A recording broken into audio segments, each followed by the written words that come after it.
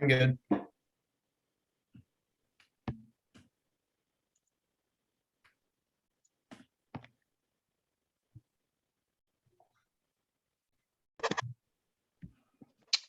Hello, my name is Nathan Squire, and this is Group 3's final presentation for JCPenney. We're going to go through and introduce ourselves really quickly, and then we will get started.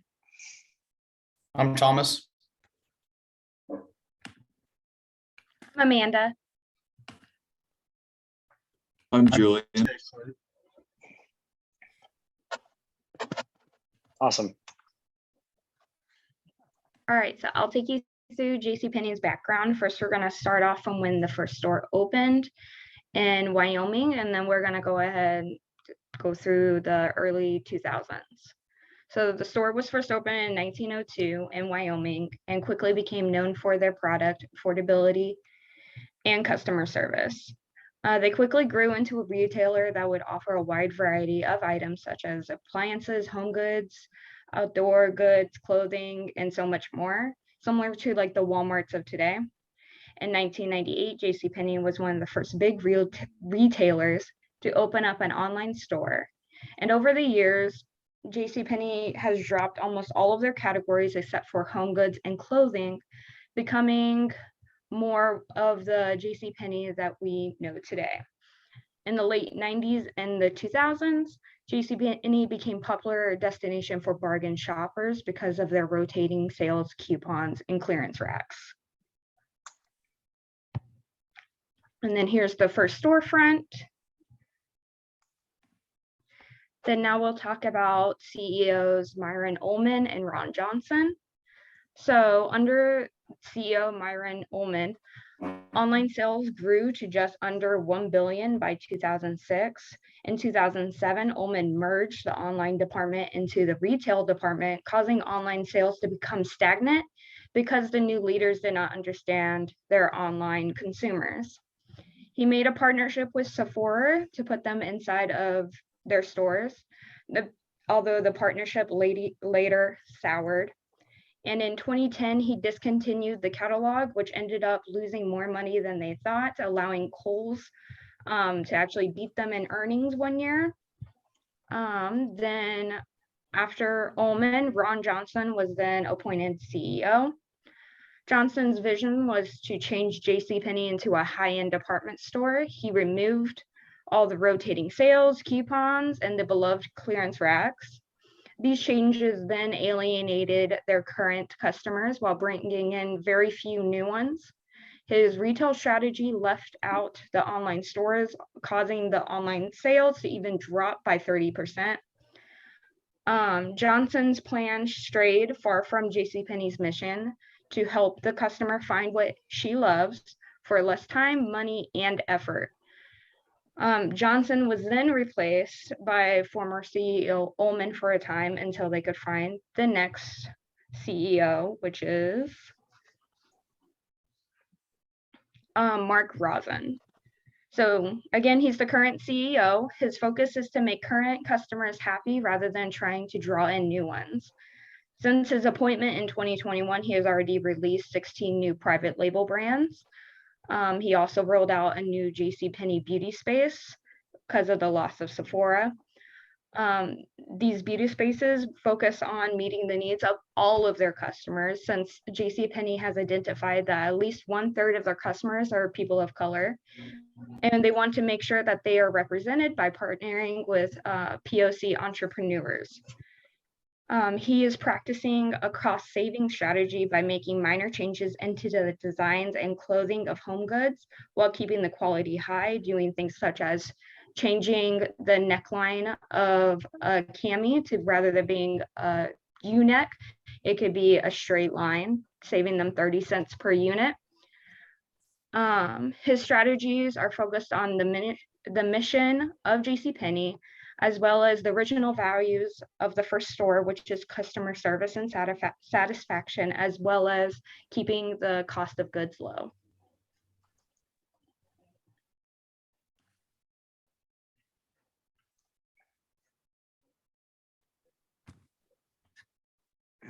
You might be muted. So to talk about the external environment analysis, since JCPenney has expanded into so many different markets, given the product lines that are offered in their store, I broke this analysis into three different sections. The first being apparel, the second being appliance and furniture, and then the third being department stores. So for the apparel analysis, in 2019, the apparel market was $370 billion. $270 billion came from physical stores, and then $100 billion came from e-commerce. Speaking of e-commerce, 14%, or from 2017 to 2025, it will have a 14% compound annual growth rate. The pace of physical versus e-commerce, in 2021, physical stores actually had a higher revenue growth than e-commerce, just because consumers were happy to be able to go back to physical stores and they could, try on products before purchasing it.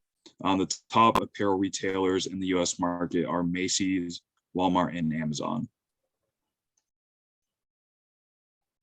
To talk about the appliance and furniture analysis, in 2021, it was a $70.25 billion market. Appliances made up $56.25 billion, and then furniture made up $14 billion. They've had great growth and they have a great projection as well. Appliances will have a 4.3 CAGR rate from 2022 to 2029. And then for furniture, we'll have a 5% CAGR rate from 2022 to 2027. Given the pandemic, Americans spent more money on home improvement since they were spending a lot more time at home. And the top competitors in this industry are actually furniture home stores and IKEA. And lastly, department stores. It's a $1 trillion plus market in the US. Department stores had a 21.3% industry growth from 2020 to 2021, once again alluding to loosening restrictions from the pandemic. And then the top competitors in this industry are Walmart, which had a $551 billion revenue in 2021, Target, which had a $78 billion revenue in 2021, and Macy's, which had an $18.1 billion revenue in 2021. Some of JC's major competition consists of Kohl's, Macy's, Target, Amazon, and Walmart. And JCPenney lacks a lot of the capital and assets when being compared to such large companies as Amazon and Walmart. And this has caused consumer behavior, or this may have been caused by consumer behavior being moved more towards shopping online.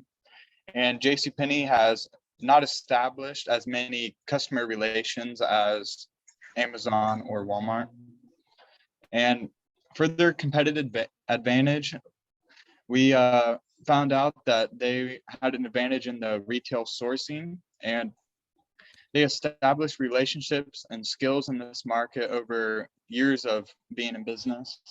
And they can market towards hotels and property management companies with this skill. And this market was estimated to be worth about $200 billion in 2017. And this would allow JCPenney to differentiate themselves from the current competition they are encountering. And JCPenney can strengthen this advantage by utilizing storefronts to help with storage and short delivery times. Yeah, so after we did the external environment analysis, we moved on to the internal analysis. And when conducting one of those, I think an important first step is to identify the core competency. We identified that as cost leadership for JCPenney. They established themselves as a store for people to come to if they needed, if they wanted access to a wide variety of brands at an affordable price. And when it was at its peak in the early 2000s, it was a go-to store for just that. They also added to their ability to keep costs low with their ownership of other brands and partnership with Sephora and Forever 21. So they kind of cut out the middleman and having to ship stuff from other companies. They just said, we're going to make our own products. So those extensions were good for the cost leadership aspect. And it also allowed them to reach different audiences. Forever 21 was more teenage centric. So that was good for their costs at least. However, they cut when Ron Johnson became CEO, they kind of started to move away from their core competency of cost leadership. And that was kind of what their company was originally built on. And by making prices higher and eliminating the beloved coupon system that they had that everyone liked, they kind of abandoned what their original image was. And when looking at JCPenney from a resource-based view, we decided to use the VRIO framework to assist. And to start with that, the company has many resources that we do not feel are currently valuable. For instance, the overall brand is one that, they just declared bankruptcy. It's considered by most to be declining in general, so their brand really isn't extremely valuable anymore. But we do think that having brands such as Sephora or partnerships with them in the past, and then Forever 21 is something that could be considered valuable due to the fact that it just allows them to diversify. And we also do not feel that the company has anything that can be considered rare in its current state.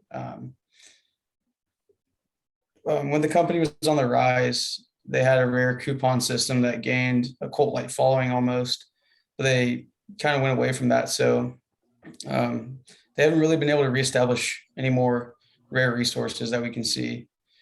That's why they don't really have a competitive advantage anymore. But they also don't have anything that is too costly to imitate. We're kind of seeing a lot of the big box retailers getting taken over by e-commerce giants like Amazon. So obviously, like, it's just not very costly to imitate anymore because you can just do it all through online platforms now. And obviously the household name of JCPenney can be considered costly to imitate, but the name doesn't really hold the reputation like it did 20 years ago, 30 years ago. So that's becoming less of an advantage.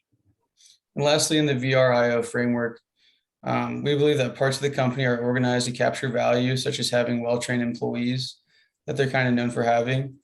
However, they struggled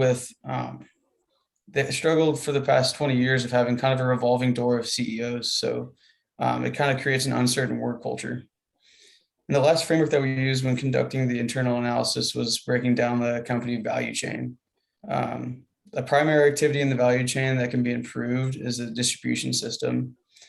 In order to compete with e-commerce companies that everyone's flocked to, they're gonna have to find a way to increase their online presence and ship directly to customers. They also could do the same thing for marketing, and that's another primary activity in the value chain. They should really increase their presence on online, on social media. They basically have no presence on there, which is where all people are now. So, and then one secondary activity that they could improve upon is just the company infrastructure. They need to have a solid CEO. They haven't had one that lasted a long time in a while. So having a strong CEO, it starts at the top. So they really need to get something steady as far as that goes. And then after the internal and external analyses, we did a SWOT analysis. That kind of started with the strengths, which is what we thought was the brand recognition and the industry experience. Obviously, JCPenney has been a company that has been around for over 100 years. So that's something that you could definitely be considered as a strength. And we think that having a lot of products like they do is also good because you're able to diversify among different products. Maybe something selling better than others. It kind of mitigates the risk as far as that goes.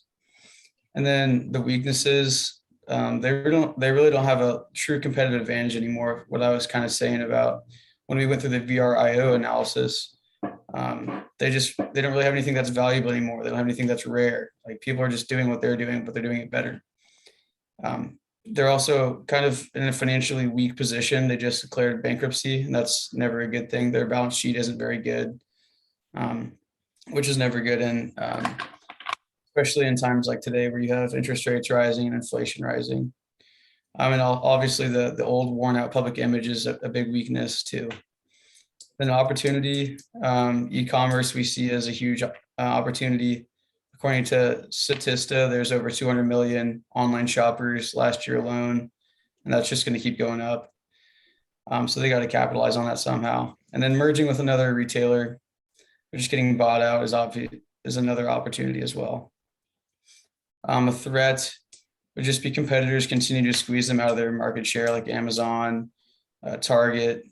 Target's done a really good job with their image compared to JCPenney, so just competitors. And then just decline in person sales. People aren't really shopping in person as much anymore. They're kind of shopping online.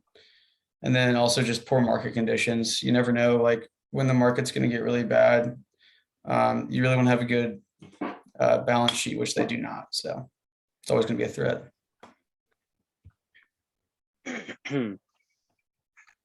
Okay, so now we can examine the current strategy of JCPenney.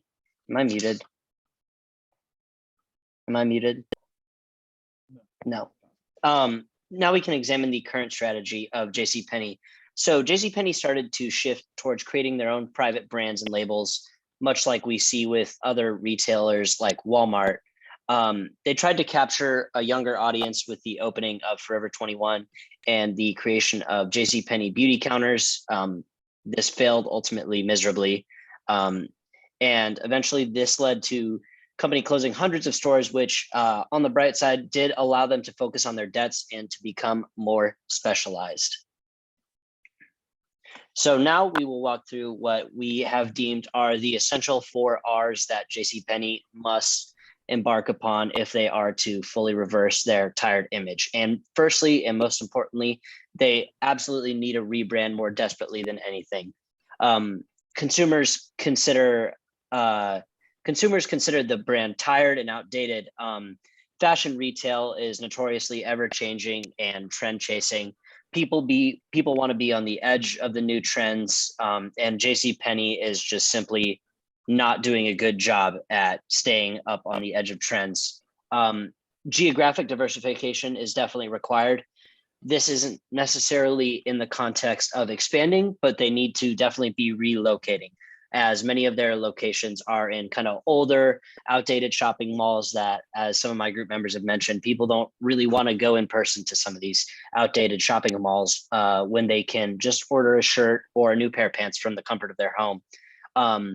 And we think that they should sell off these spaces and use this cash to open more flagship stores in population centers, kind of boil down their money spent on brick and mortar retailers and also shift more towards e-commerce. So the second R that we believe that they need to embark upon is to reverse some of their corporate strategy. We can look to the age-old epithet, if it ain't broke, don't fix it. JCPenney had a really good thing going in the late 90s and the early 2000s with their couponing and their cost differentiation. They can draw from old practices during their catalog years, such as customer programs that reward loyalty.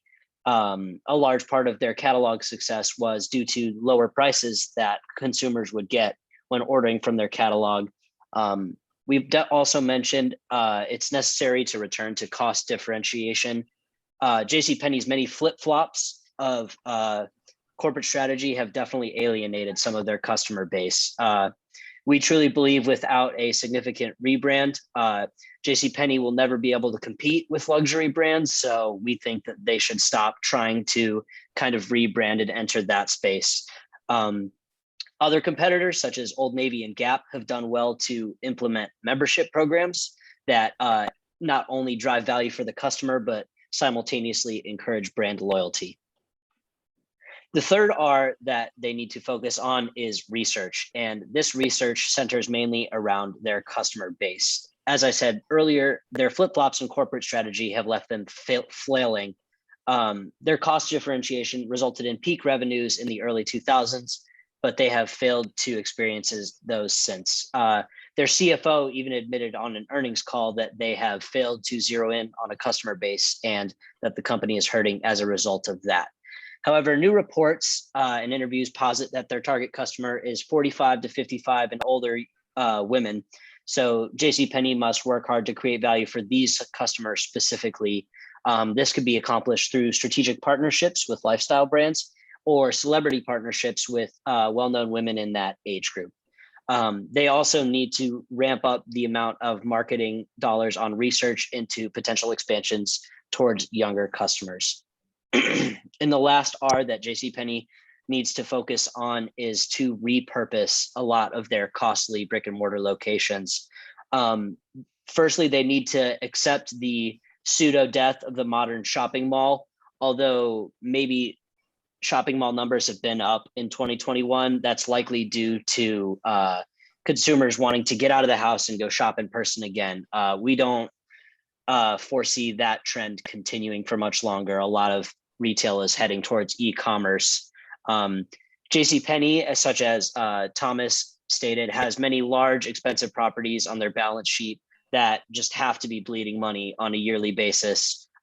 These stores receive little foot traffic, but are still extremely expensive to upkeep and hold. JCPenney must embrace the e-commerce and find ways to repurpose these facilities to achieve or improve the economies of scale that they absolutely have to have if they want to compete with e-commerce giants such as Amazon or Target. And so the effects of the current strategy of JCPenney have left them flailing with little direction. They really no longer know who they want to be or who they want to serve. They have a lack of a target demographic currently, and they are over diversified at the moment and lack a true competitive advantage.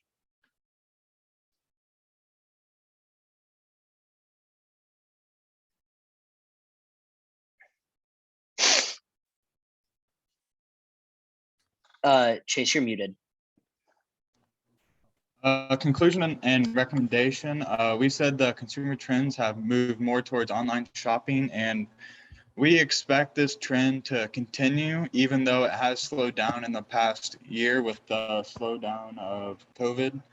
And JCPenney needs to revamp their digital marketing and utilize competitive advantages and skills they have obtained over the years of business. And they should reduce some of their inventory and variety and physical stores to lower expenses and establish themselves with a stronger online presence and increase their amount of online sales. All right, this has been Group 3's final presentation concerning JCPenney. Thank you.